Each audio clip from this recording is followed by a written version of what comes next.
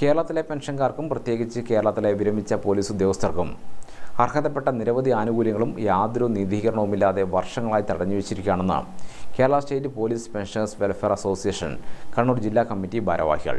ഇതിനെതിരെ ജനുവരി 14 രാവിലെ 10:30 കണ്ണൂർ കളക്ടറേറ്റ് മുന്നിൽ മാർച്ചും ധർണയും നടത്തുമെന്നും ഭാരവാഹികൾ കണ്ണൂരിൽ വാർത്താസമ്മേളനത്തിൽ പറഞ്ഞു.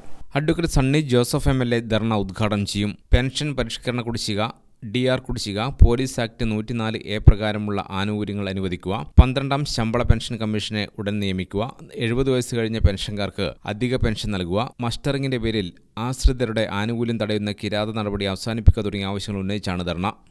Kerala state police pensioners welfare association Kannur ജില്ലാ കമ്മിറ്റി ആഭിമുഖ്യത്തിൽ വിവിധ ആവശ്യങ്ങൾ ഉന്നയിച്ചുകൊണ്ട് 2025 ജനുവരി 14 ചൊവ്വാഴ്ച രാവിലെ 10:30 മണിക്ക് കണ്ണൂർ കളക്ടറേറ്റ് മുമ്പിൽ മാർച്ചും ധരണയും നടത്താൻ തീരുമാനിച്ചിട്ടുണ്ട്.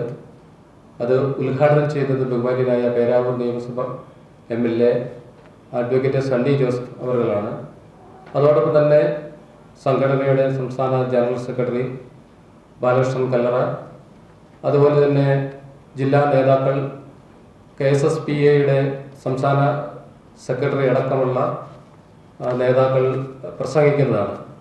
ഞങ്ങളെ സംബന്ധിച്ചിടത്തോളം, കേരളത്തിലെ വിരമിച്ച പോലീസ് ഉദ്യോഗസ്ഥരെ സംബന്ധിച്ചിടത്തോളം മറ്റ് പെൻഷൻകാരിൽ നിന്നും വ്യത്യസ്തമായി ഒരു കാറ്റഗറിക്കൽ സംഘടന എന്ന രീതിയിലും നമ്മൾക്ക് അടിസ്ഥാനപരമായ ചില ആനുകൂല്യങ്ങൾ ഗവൺമെൻറ് നിഷേധിച്ചിട്ടുണ്ട്.